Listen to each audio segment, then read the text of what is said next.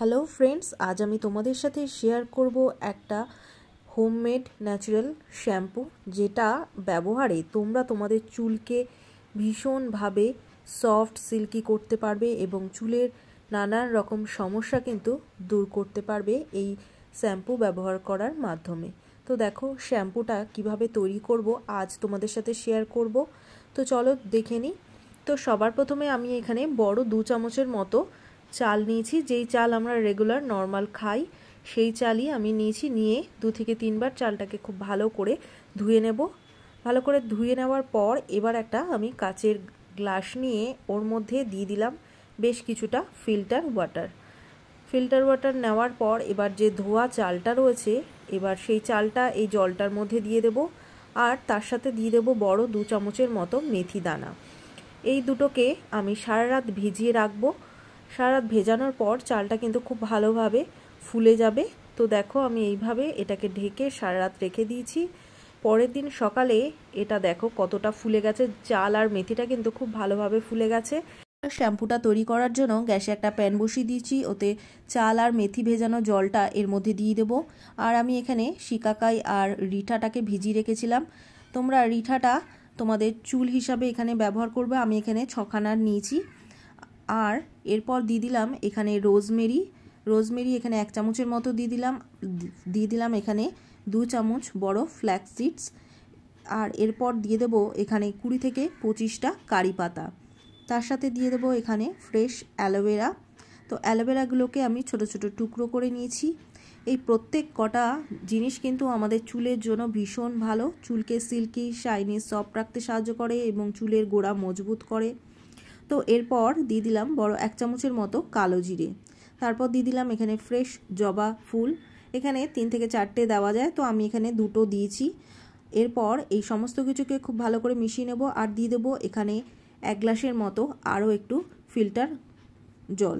তো এরপর এটাকে খুব ভালো করে মিশিয়ে এটাকে 15 থেকে 20 মিনিট একদম মিডিয়াম টু লো ফ্লেমে এটাকে ফুটিয়ে নেব।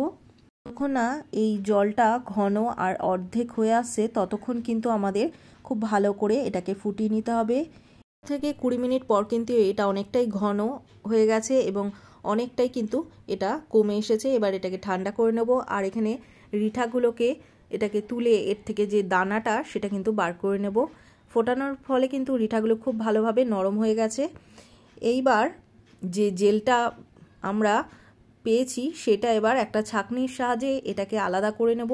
আর যেই সমস্ত ইনগ্রিডিয়েন্টসগুলো রয়েছে ছাকার পর সেগুলোকে এবার একটা মিক্সি জারের মধ্যে দিয়ে খুব ভালো করে কিন্তু আমি এখানে ব্লেন্ড করে নেব।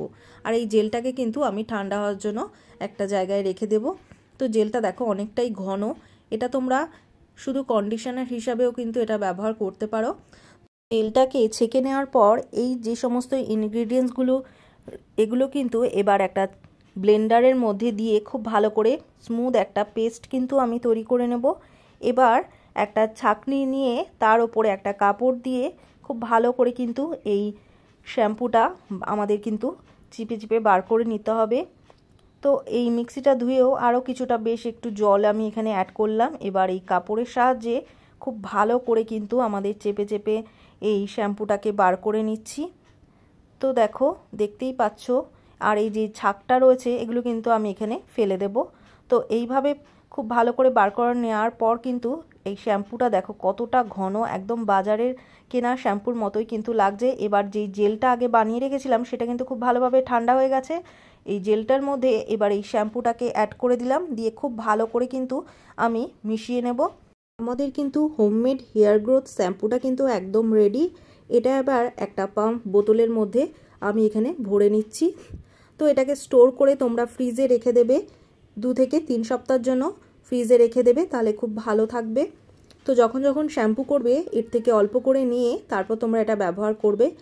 এই শ্যাম্পুটা ব্যবহার করার পর কিন্তু তোমরা দেখবে তোমাদের চুলটা কতটা সফট হয়েছে। চুল পড়া বন্ধ হবে, চুলটা সফট সিল্কি হয়ে একদম স্মুথ হয়ে যাবে।